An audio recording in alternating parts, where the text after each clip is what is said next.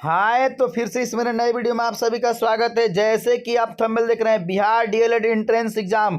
देखिए, बहुत से स्टूडेंट ने फॉर्म भर लिया है। बहुत लोगों का कॉल मैसेज आया कि सर प्लीज सिलेबस के बारे में बताएं, क्योंकि समझ में नहीं आ रहा है कौन से टॉपिक पढ़ें, कौन से चैप्टर पढ़ें, कहां से पढ़ें। तो इस वीडियो में आपको, जैसे कि आप थंबनेल देख रहे हैं, जी हाँ, सिलेबस की संपूर्ण जानकारी आपको मिलेगी, वो भी टॉपिक एंड चैप्टर वाइज मिलेगी। पिछला साल भी हमने जो सिलेबस का वीडियो बनाया था, उससे बहुत बच्चे देखकर अपना एग्जाम क्लियर किए थे। अगर आप ये रणनीति अपना लेते हैं तो सरकारी कॉलेज में पढ़ने का आपका सपना पूरा हो जाता है। देखिए, सबसे खास बात क्या होता है, जैसे कि आप थंबनेल में देख रहे हैं, क्या पढ़ें उससे ज़्यादा जरूरी होता है क्या ना पढ़ें। मैं आपको बता दूं कि ये बात बहुत कम लोग आपको बताएंगे, या फिर आपको आइडिया आता हो कि क्या पढ़ें और क्या ना पढ़ें। अगर इतना आप जान लेते हैं फिर तो आपका बल्ले बल्ले होगा, आपका एकदम सिलेक्शन तय है। देखिए, प्राइवेट कॉलेज में भाई अगर आपको पढ़ना है तो आप बिंदास रहिए, आपको लिए ये वीडियो नहीं है, क्योंकि प्राइवेट कॉलेज वालों को तो भाई फी जो लगता है बहुत हाई लगता है। जानते हैं, सरकारी कॉलेज में मात्र 20,000 रुपये में आपका सिलेक्शन होता है, 20,000 लगता है, और प्राइवेट में आपको लगता है 1.5 लाख। तो अगर आप सरकारी कॉलेज में पढ़ने का सपना देखते हैं तो ये वीडियो आपके लिए है। क्या पढ़ना है और क्या नहीं पढ़ना, हम लोग टॉपिक वाइज बात करेंगे। और मैं उम्मीद करता हूं कि आप लोग फॉर्म भर लिए होंगे, नहीं भरोगे तो जल्दी से भर लीजिए। मेरे चैनल पर नए हैं तो चैनल को सब्सक्राइब कर लीजिए। चलिए देर ना करते हम लोग वीडियो को शुरू करते हैं। वीडियो का आप अंत तक देखिएगा। चलिए जल्दी से बात करते हैं। देखिए, ये सिलेबस है, आपको मैं डिटेल्स में बात करूंगा, आप वीडियो को स्किप नहीं कीजिएगा। बहुत बारीकी से समझने की जरूरत है कि क्या क्या पढ़ना है। चलिए पहले मोटा मोटी हम लोग समझ लेते हैं। ये बिहार डीएलएड का सिलेबस जो आप देख रहे हैं, क्या इसमें एग्जाम जो होता है आपका ऑनलाइन एग्जाम होता है और 120 प्रश्न होते हैं। सारी बातें आपको पता है। देखिए, एक चीज आपको मैं क्लियर कर देता हूँ। बहुत से स्टूडेंट का सवाल होता है, सर पेपर जो होता है, क्वेश्चन पेपर जो होता है, वह हिंदी में होता है या फिर इंग्लिश में होता है। तो क्लियर यहाँ पर मैंने लिखा है स्पष्ट कि हिंदी के साथ साथ अगर आप उर्दू वाले हैं तो उर्दू में रहेगा, और इंग्लिश में नेसेसरी है। मतलब जो भी आप एग्जाम देंगे, हिंदी वाले तो हिंदी और इंग्लिश रहेगा, और उर्दू वाले हैं तो उर्दू सिलेक्शन किए हैं तो इंग्लिश और उर्दू रहेगा।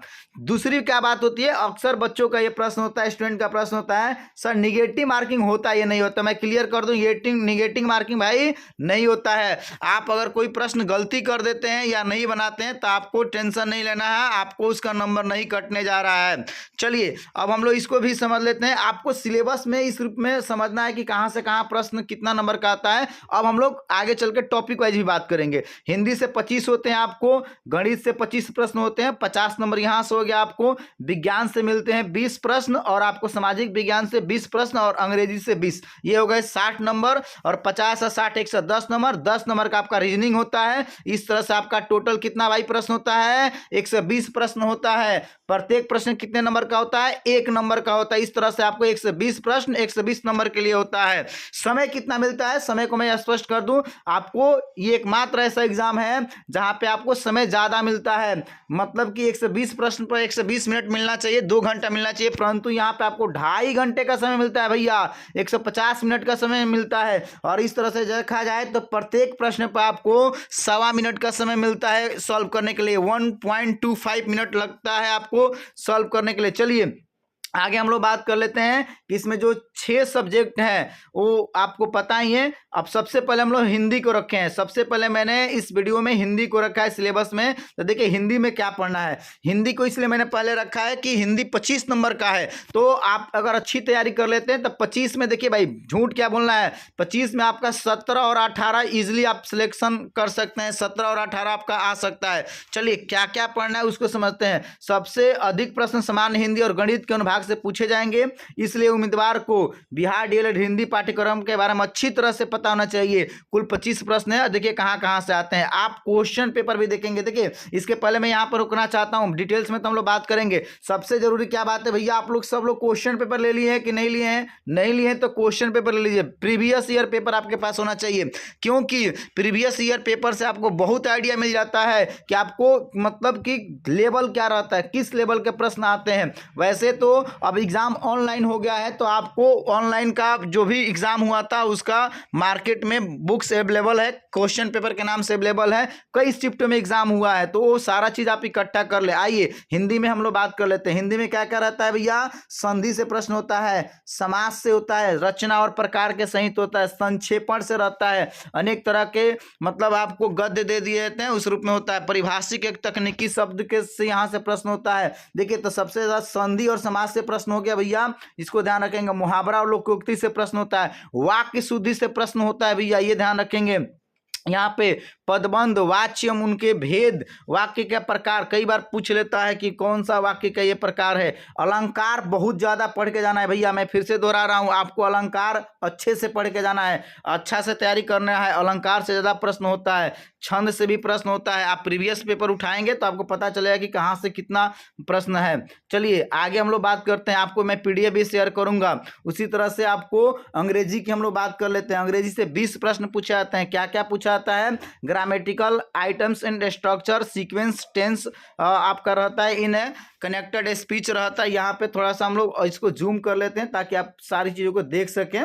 आगे यहाँ पर देख सकते हैं, आप पढ़ सकते हैं। स्पीच यहाँ से यूज ऑफ नॉन फेनिटिव होता है, पैसिव वॉइस होता है, फंक्शंस होता है यहाँ पर, और फिर प्रीपोजिशन होता है, फिर यहाँ पर फ्रेज एंड इडियम्स और फ्रेज होता है, और आपके सब्जेक्ट वर्ब एग्रीमेंट होता है। ये सारी चीज़ों को फ्रेजल वर्ब्स होता है। वैसे तो बिहार में इंग्लिश अनिवार्य नहीं है, तो अक्सर बच्चों की तैयारी कम होती है। हालांकि मैं भी राय दूंगा कि आप कोई भी सब्जेक्ट का स्कोर करते हैं आपको नंबर तो एक ही मिलेगा। अगर आपकी इंग्लिश अच्छी है तो बहुत अच्छी बात है, समय कम है इसलिए आप फालतू चीज़ों पर मेहनत ना करके आपको जहां पकड़ है, जिस सब्जेक्ट को आप अच्छा कर पाते हैं तो आप वहां पर मेहनत करें। आपको लगता है कि हम इंग्लिश अच्छा हिंदी कर सकते हैं तो हिंदी पे मेहनत करें। हालांकि इंग्लिश को छोड़ना नहीं है। अरे 20 प्रश्न है, 10-12 नंबर भी आए तो आपके लिए बहुत है। चलिए थोड़ा सा और आगे हम लोग बढ़ते हैं और आपको हम बात करते हैं अब यहाँ से गणित। सबसे इंपॉर्टेंट क्या होता है? गणित। इसको आपको अच्छे से समझना है कि क्या क्या पढ़ना है। मैं यह अनुभाग सबसे अधिक वेटेज रखता है। देखिए मैंने स्पष्ट मेंशन किया है कि अगर आपको गणित अच्छे से पकड़ लेते हैं, 25 प्रश्न में आप नहीं मानिएगा भैया, 20-22 एकदम बिल्कुल आपका सही हो जाएगा, अच्छे से आप तैयारी करेंगे तो। चलिए क्या क्या पढ़ना है? पहला चैप्टर हमने रखा है संख्या पैटर्न को, नंबर सिस्टम को अच्छे से पढ़ना है। यहां से आपको 4 से 5 प्रश्न एवरेजन देखने को मिल जाते हैं नंबर सिस्टम से। अलजेब्रा को अच्छा से पढ़ के जाना है। अलजेब्रा से प्रश्न आता है द्विघात समीकरण। हालांकि मैं बीच में ही आपको राय देना चाहता हूं कि आपको 9th और 10th, देखिए भले ये 12th बेस्ड एग्जाम होता है पर 12 से प्रश्न नहीं होता है। कारण क्या है कि इसी एंट्रेंस एग्जाम में साइंस वाले ही बच्चे बैठते हैं, जो मैथ्स से पढ़े होते हैं, जो बायोलॉजी से पढ़े होते हैं, आर्ट्स वाले ही बैठते हैं, कॉमर्स वाले ही बैठते हैं। इसलिए 12th बेस पे एग्जाम में प्रश्न नहीं पूछे जाते हैं। तो आपको 10th का मैथ्स का ऑब्जेक्टिव पढ़ना है अच्छे से। इसलिए देखिए इसमें द्विघात समीकरण से प्रश्न आता है। आप प्रीवियस ईयर पेपर खुद भी देख सकते हैं। साथ में आपको CISI जो होता है, अर्थमेटिक्स होता है। इसके अलावा आपका प्रॉफिट एंड लॉस होता है, वहां से प्रश्न पूछा जाता है। ज्यामिति में 2D और 3D से मैं बता दूं कि आपका मेंसुरेशन से प्रश्न पूछा गया है। मेंसुरेशन आपको अच्छे से पढ़ लेना है। ज्योमेट्री आपको अच्छे से पढ़ लेना है। मतलब आंकड़े से प्रश्न पूछे जाते हैं, स्टैटिक से, त्रिकोणमिति अच्छे से पढ़ लेना है। चलिए थोड़ा सा हम लोग आगे बढ़ जाते हैं और बात कर लेते हैं आपको रीजनिंग का। रीजनिंग से 10 प्रश्न पूछे जाते हैं, लेकिन आपको पढ़ना चाहिए क्योंकि रीजनिंग किसी क्लास में आप तो पढ़े नहीं होते हैं, सब्जेक्ट के रूप में नहीं पढ़े होते हैं। तो आपको रीजनिंग में क्या क्या पढ़ना होता है उसी को मैंने रखा है। सिमिलरिटी पढ़ना होता है, समानता पढ़ना होता है, वर्गीकरण क्लासिफिकेशन होता है, श्रृंखला होता है, कोडिंग डिकोडिंग होता है, डिस्टेंस एंड डायरेक्शन होता है, ब्लड रिलेशन होता है। और यहाँ से थोड़ा सा हम लोग आगे आ जाते हैं तो आपको मिल जाता है तकनीकी ज्ञान, मतलब कि ये यहाँ से देख लेंगे हम लोग। तार्किक बेनारक मिल जाता है, अंगणितीय मैथ्स के रूप में होता है। रैंकिंग से भी प्रश्न पूछा गया है, अनुक्रम से भी पूछा गया है, सीरीज से भी पूछा गया है। इसके अलावा सबसे ज्यादा क्या होता है, स्टेटमेंट से प्रश्न पूछा जाता है रीजनिंग में। कथन और निष्कर्ष, मतलब कहता है कि कुछ कुत्ते बिल्ली हैं, सभी कुत्ते बिल्ली, ऐसे करके प्रश्न पूछा जाता है। हालांकि हम लोग आगे एक अलग वीडियो में बात करेंगे, प्रश्न को लेकर बात करेंगे। चलिए हम लोग आगे बढ़ जाते हैं और बात कर लेते हैं आपको विज्ञान। तो आपको पता है कि विज्ञान से 20 प्रश्न पूछे जाते हैं। हालांकि विज्ञान का दायरा बहुत ज्यादा है। विज्ञान कहने का मतलब आप समझ सकते हैं कि फिजिक्स भी आएगा, केमिस्ट्री भी आएगा, बायोलॉजी भी आएगा। हालांकि उस रूप में आपको मैंने चैप्टर मेंशन कर दिया है कि कहां से क्या चीज रहेंगी। पौधे और पशु प्रजनन से प्रश्न होता है, पोषण से होता है, अनुवांशिकी और विकास, इसको अच्छा से पढ़ के जाएंगे। 10वीं क्लास में भी आप पढ़े हैं तो 10वीं का रिवीजन करेंगे। देखिए फिर से मैं बोल रहा हूँ, 10th क्लास का भैया आप ऑब्जेक्टिव, प्रीवियस पेपर और मॉडल सेट जितना ज़्यादा आप प्रैक्टिस लगा लेते हैं, प्रैक्टिस कर लेते हैं, याद कर लेते हैं, बना लेते हैं, आपके लिए फायदा होगा।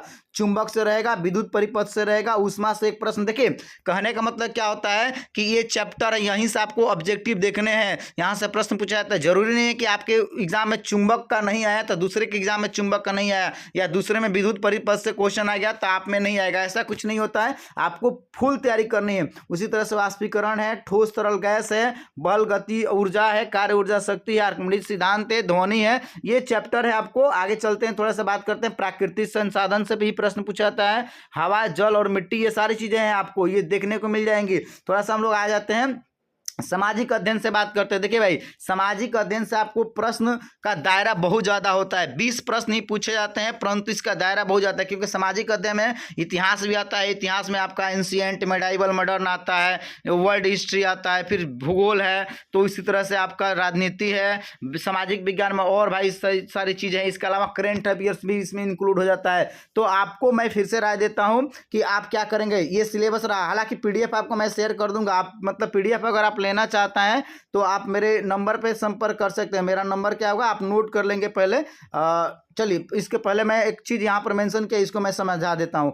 9th और 10th का, खासकर 10th का आपको ऑब्जेक्टिव अधिक से अधिक बनाना है। किसका भाई? मैथ्स का, साइंस का। मैथ और साइंस ऑब्जेक्टिव मतलब अच्छे से आपको देखने हैं, आज से ही तैयारी शुरू कर दीजिए। और एक चीज़ साथ में ये जानना है कि आपको प्रतिदिन एक प्रैक्टिस सेट लगाना है। प्रैक्टिस सेट लगाते हैं पर डे। देखिए पढ़ाई कम भी होगा तो चलेगा, पढ़ाई कम भी, मैंने बोला है स्पष्ट कि पढ़े कम प्रैक्टिस करे ज़्यादा। डेली एक प्रैक्टिस सेट आपको बनाना है। निश्चित रूप से आपका सिलेक्शन होगा और आपको गवर्नमेंट कॉलेज में पढ़ने का सपना पूरा होगा। भाई मात्र 20,000 रुपये में गवर्नमेंट कॉलेज में आपका एडमिशन होता है।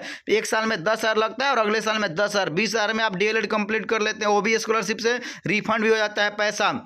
तो आप एक स्ट्रेटजी बनाइए। साथ में देखिए आप प्रीवियस ईयर पेपर ले लीजिए, प्रीवियस ईयर पेपर भी आपको बनाना है और पर डे प्रैक्टिस सेट भी बनाना है। पर डे प्रैक्टिस सेट जरूर लगाना ही लगाना है। देखिए जहां से आपका गलती होता है आपको उसको नोट डाउन करना है। देखिए हमने जैसे मेंशन किया था क्या नहीं पढ़ना है, तो आप समझ लीजिए आपको क्या पढ़ना है। इसको मैं क्लियर कर दूं कि जो एक तो मैंने आपको सिलेबस समझा दिया कि कहाँ कहाँ से पढ़ना है, चैप्टर और टॉपिक वाइज पढ़ना है। दूसरी क्या बात है, आपको खुद से भी जानकारी आ सकती है। जब आप previous year paper deeply study करेंगे, देखेंगे, सॉल्व करेंगे, तो आपको ये देखना होगा कि कहाँ कहाँ से प्रश्न पूछे जा रहे हैं, तो आपको उसको मेंशन करना है कि इस टॉपिक पे। दूसरी बात है कि आप अपना देखिए कि भाई मेरे को कहाँ से अच्छा पकड़ है, किस टॉपिक पर मेरे को पकड़ नहीं है, या रिवीजन की आवश्यकता है, या हमने नहीं पढ़ा है, तो उस चीज़ को आप नोट करके रखिए। जब भी अगली बार आप पढ़ने बैठिए तो उस टॉपिक को जरूर पढ़िए, ताकि आगे जब प्रैक्टिस सेट के रूप में वो क्वेश्चन आए तो आपसे गलती नहीं हो। तैयारी में इस बात को ध्यान रखा जाता है। समय की तो कोई दिक्कत नहीं, आपको 150 मिनट 2.5 घंटे समय मिलते हैं, तो प्रॉपर समय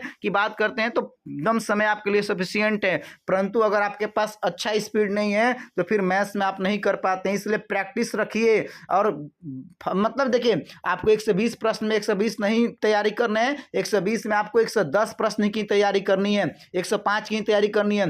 10-15 ऐसे प्रश्न होते हैं जो काफ़ी चैलेंजिंग प्रश्न होते हैं, उनके पीछे नहीं जाना है, वो आपको प्रैक्टिस के दौरान ही देखने को मिल जाते हैं। देखिए कई बार मतलब उलझन वाले प्रश्न होते हैं, उसको पहचान करके आइडेंटिफाई करके छोड़ देने होते हैं, एग्जाम में उसको नहीं बनाने होते हैं। समय लास्ट में बचे तो बनाए। अगर आप 105 110 स्कोर कर लेते हैं तो आप DLED टॉपर हो जाएंगे। एवरेजन आपको मैं बता दूं कि जो लोग 90-95 स्कोर कर रहे हैं उनको 100% मैं लिख के देता हूं कि आपका सिलेक्शन हो ही जाएगा, ना के सवाल नहीं है। परंतु उससे कम भी होता है तो कोई बात नहीं है। चलिए मेरे को लगता है कि आप वीडियो को अच्छे से देखे होंगे अंत तक ले, तो सब कुछ समझ में आ गया। जिनको PDF चाहिए वो इस नंबर पर संपर्क करेंगे। नंबर आप नोट कर सकते हैं 9801223580। इस नंबर पे आप संपर्क करेंगे, कॉल या व्हाट्सएप करेंगे, आपको PDF सिलेबस का मिल जाएगा। साथ में और भी कोई जानकारी चाहिए तैयारी संबंधी, या अगला हमारा वीडियो आएगा सीटों को लेकर कि भाई कहाँ कहाँ पर कितनी सीटें हैं। फिर आगे हम लोग एडमिट कार्ड वगैरह की बात करेंगे, डॉमी एडमिट कार्ड क्या होता है, फिर हम लोग काउंसलिंग और A to Z हम लोग DLED के पर बात करेंगे। तो मेरे चैनल को अभी तक सब्सक्राइब नहीं किए हैं तो चैनल को जरूर सब्सक्राइब कर लीजिए। वीडियो अच्छा लगा है तो लाइक कीजिए, किसी तरह का डाउट है तो कमेंट कीजिए और वीडियो को अधिक से अधिक शेयर कीजिए। ओके, जय हिंद, जय बिहार।